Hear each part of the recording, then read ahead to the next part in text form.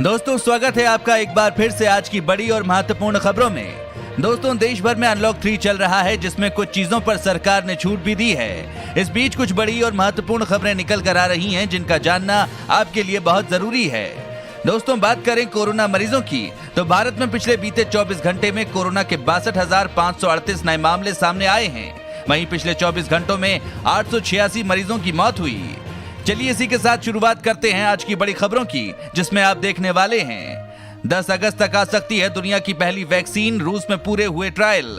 Corona vaccine को लेकर अच्छी खबर आ रही है, जिसमें कहा जा रहा है कि 10 अगस्त तक कोरोना की वैक्सीन आ सकती है। जानेंगे इस पूरी खबर को। साथ ही साथ कोरोना की रोकथाम के लिए सरकार का बड़ा फैसला, मरीजों को अब दी जाएगी ये दवा। कोरोना की रोकथाम के लिए अभी तक कोई भी वैक्सीन यानी कि टीका नहीं बना है। इस कोरोना का इलाज सिर्फ कुछ दवाइयों से किया जा रहा है। इसी बीच एक बड़ी खबर आ रही है, सरकार ने कोरोना की रोकथाम को नई दवाई देने का ऐलान किया है। साथ ही one nation one health card लाने की तैयारी में सरकार, 15 अगस्त को हो सकता है ऐलान। जी हां, सरकार एक ऐसी योजना की शुरुआत करने जा रही है जिसमें आपको किसी भी राज्य में इलाज कराना बेहद आसान हो जाएगा। आगे जानेंगे इससे जुड़ी पूरी जानकारी। साथ ही दोस्तों 8.69 करोड़ किसानों को मिले 6-6 हजार रुपए। जानिए किन लोगों को मिला पूरा फायदा। अगर आपको भी सरकार की किसान योजना के तहत लाभ नहीं मिला है तो इस पूरी खबर को जरूर जान लीजिएगा। आगे जानेंगे इस खबर को। दोस्तों ये सभी खबरें जानना बेहद जरूरी हैं। खबरों को विस्तार से जानने के लिए बने रहिए हमारे साथ। उससे पहले दोस्तों इस वीडियो पर एक लाइक जरूर करिएगा। आपका एक लाइक करना ही हमारी मेहनत का फल है। तो चलिए बिना देरी किए लिए चलते हैं आपको आज की सबसे पहली खबर की तरफ। बड़ी खबर, चीन में फिर फैला 11 साल पुराना वायरस, इतने लोगों की मौत। चीन से चिढ़ की वजह बन रहा है वहां एक के बाद एक वायरस का फैलना। जब से कोरोना वायरस के संक्रमण ने पूरी दुनिया को अपनी चपेट में लिया है, चीन के प्रति लोगों में लगातार नकारात्मक भावनाएं बढ़ रही हैं, क्योंकि पूरी दुनिया में अब तक कई लोग इस वायरस के संक्रमण के कारण अपनी जान से हाथ धो चुके हैं। इसके बाद भी चीन से कभी सुअर तो कभी चूहे के कारण फैलने वाले वायरस की खबरें आती रही हैं। अब चीन में एक और वायरस के फैलने की खबरें आ रही हैं, जिसने अब तक 7 लोगों की जान ले ली है और 67 लोगों को संक्रमित किया है।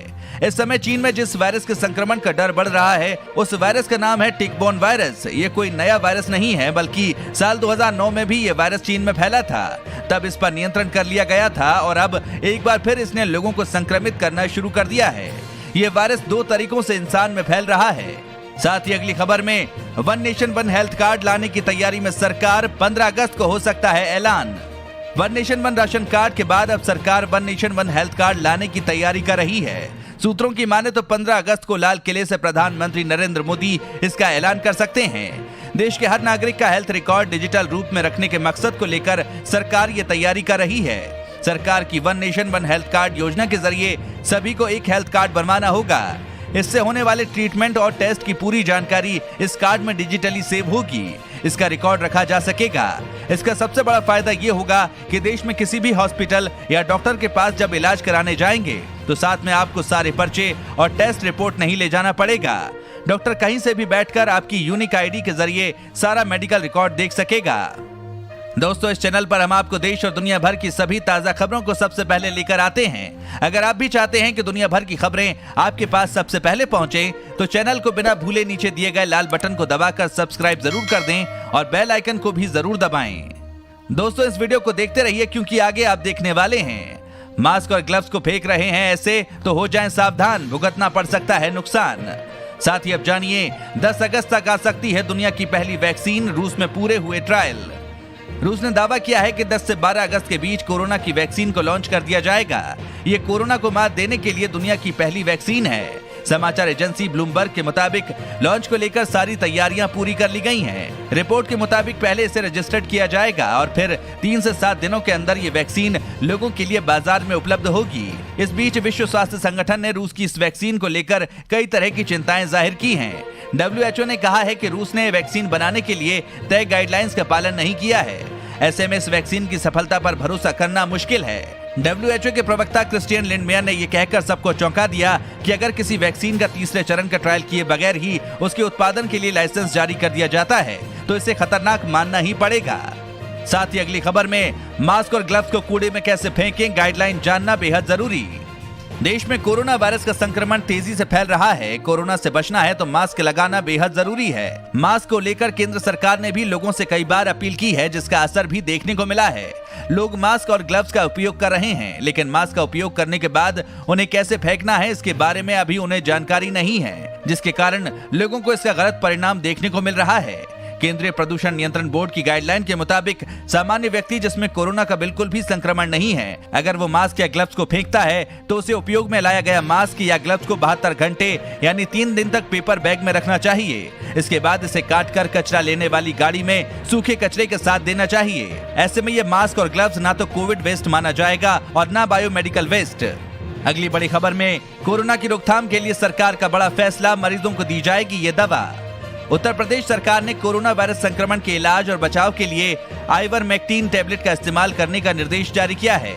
आइवरमेक्टिन टैबलेट का इस्तेमाल हाइड्रोक्सीक्लोरोक्वीन की जगह किया जाएगा। कोरोना संक्रमित और उनके संपर्क में आए लोगों के साथ ही स्वास्थ्य कर्मियों को भी ये दवा दी जाएगी। आपको बता दें कि दिल्ली के AIIMS, lady hoarding medical college और मैक्स हॉस्पिटल के साथ ही देश के कई अस्पतालों में आइवरमेक्टिन टैबलेट का इस्तेमाल किया जा रहा है। स्वास्थ्य विभाग कोरोना पॉजिटिव मरीजों के संपर्क में आए लोगों को संभावित संक्रमण से बचाने के लिए ये दवा देने का निर्देश दिया है। साथ ही दोस्तों 8.69 करोड़ किसानों को मिले 6-6 हजार रुपए। जानिए सबसे ज्यादा फायदा पाने वाले राज्यों के बारे में। प्रधानमंत्री किसान सम्मान निधि स्कीम के तहत देश के 8 करोड़ 69 लाख किसानों के बैंक अकाउंट में 3 किश्त के 6-6 हजार रुपए भेज दिए गए हैं। इस स्कीम के तहत सालाना 2-2 हजार रुपए की 3 किश्त दी जाती है। ये 6 अगस्त तक की रिपोर्ट है। अब 2 हजार रुपए की एक और किश्त भी आने वाली है, तो फिर आप क्यों देर कर रहे हैं? अपने रिकॉर्ड ठीक रखिए। आधार, बैंक अकाउंट और रेवेन्यू रिकॉर्ड ठीक है तो पैसा मिलने में आसानी होगी। आवेदन के बाद भी अगर आपको पैसा ना मिल रहा हो तो अपने लेखापाल, कानूनगो और जिला कृषि अधिकारी से संपर्क करें। वहां से बात ना बने तो केंद्रीय कृषि मंत्रालय की ओर से जारी हेल्पलाइन 155261 या 1800115526 पर संपर्क करें।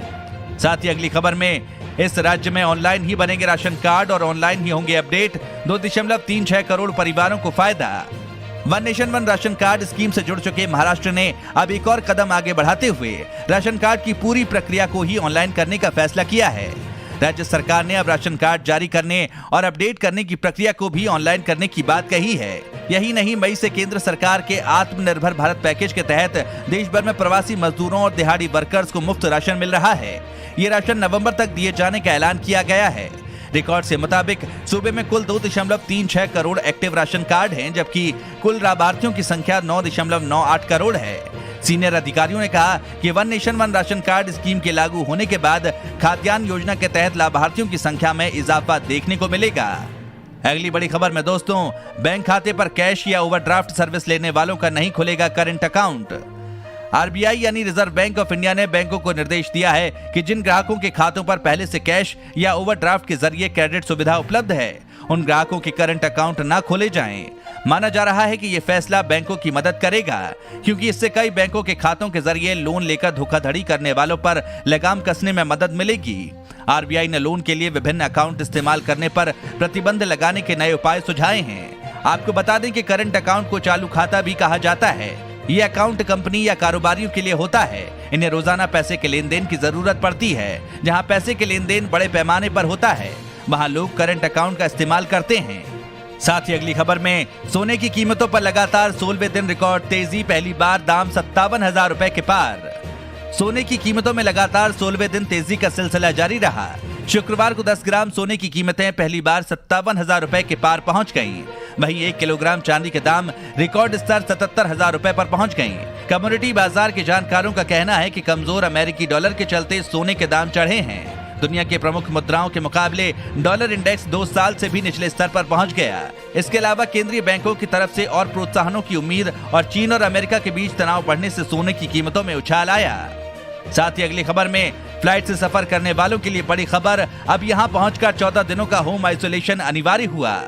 कोरोना वायरस संक्रमण के बढ़ते मामलों को देखते हुए बृहमुंबई महानगर पालिका ने बड़ा फैसला लिया है। बीएमसी ने मुंबई आने वाले लोगों के लिए होम आइसोलेशन और क्वारंटाइन के नियमों में बदलाव किया है। बीएमसी की ओर से कहा गया है कि विमान से मुंबई आने वाले सभी यात्रियों को अनिवार्य रूप से 14 दिनों तक होम आइसोलेशन में रहना होगा। क्यों हुआ ऐसा? मुंबई आने वाले यात्रियों को अनिवार्य रूप से 14 दिन के क्वारंटाइन में भेजने के पीछे महाराष्ट्र सरकार का तर्क है कि इससे कोरोना वायरस के अधिक तेजी से फैलने पर रोक लगेगी। लेकिन बीएमसी के इस फैसले को लोग सुशांत सिंह राजपूत आत्महत्या मामले की सीबीआई जांच से जोड़कर भी देख रहे हैं। उनका कहना है कि सीबीआई जांच को लटकाने के लिए महाराष्ट्र सरकार की तरफ से बीएमसी ने 14 दिनों के क्वारंटाइन को अनिवार्य किया है। अगली खबर में इम्यूनिटी वैन्स के जरिए प्रोडक्ट्स बेच रही डाबर इंडिया, घर बैठे आसानी से मिल रहे ये products. Packaged consumer goods company Dabur India ने कुछ शहरों में इम्यूनिटी वैन्स खड़ी की हैं ताकि कंपनी द्वारा हाल ही में लॉन्च किए गए इम्यूनिटी बूस्टर उत्पादों की बिक्री बढ़ सके। इन शहरों में लखनऊ, कानपुर, वाराणसी, इंदौर, भोपाल, नागपुर और जबलपुर जैसे शहर हैं। दरअसल कोविड-19 महामारी के बीच लोग अपनी रोग प्रतिरोधक क्षमता बूस्ट करने के लिए कई तरह के उत्पादों का इस्तेमाल कर रहे हैं। ऐसे उत्पादों में लोगों की रुचि बढ़ी है, जिसे देखते हुए कंपनी ने हाल ही में ऐसे कई प्रोडक्ट्स लॉन्च किए हैं। इन इम्यूनिटी वैन्स पर रियल फ्रूट जूस, च्यवनप्राश और पैकेज्ड शहद जैसे उत्पाद उपलब्ध हैं। कंपनी ने कहा कि उसने ये कदम इसलिए उठाया ताकि आम लोगों तक आसानी से इन प्रोडक्ट्स की पहुंच बन सके। इन प्रोडक्ट्स की मांग में भारी इजाफा हुआ है। यही कारण है कि कई कंपनियां इम्यूनिटी बूस्ट करने से संबंधित उत्पाद लॉन्च कर रही हैं। साथ ही दोस्तों, बढ़ते हैं अगली खबर पर। सरकार का बड़ा फैसला, बंद की अंग्रेजों के जमाने की प्रथा, अब रेलवे के साहबों को नहीं मिलेगी ये सुविधा। अंग्रेजों के जमाने से चली आ रही एक प्रथा को मोदी सरकार ने खत्म कर दिया है। दरअसल बात यह है कि रेल मंत्रालय के साहबों को अब बंगला, पियून या टेलीफोन अटेंडेंट कम खलासी नहीं मिलेगा। ये रूल रेल मंत्रालय ने तत्काल प्रभाव से लागू कर दिया है। इस बारे में रेलवे बोर्ड ने कल ही एक चिट्ठी जारी कर सभी जोनल रेलवे के जीएम को सूचना भेज दी है। रेलवे के अधिकारियों को घर में काम करने के लिए 24 घंटे का एक नौकर मिल जाता है। उसे रेलवे बोर्ड और उत्तर रेलवे में टेलीफोन अटेंडेंट कम खलासी कहा जाता है। खबरों की माने तो रेल अधिकारियों की बंगलो पियून की सुविधा की चर्चा प्रधानमंत्री तक के कानों तक पहुंची थी। उन्हीं के हस्तक्षेप के बाद इस सुविधा को खत्म करने पर रेलवे बोर्ड सहमत हुआ है।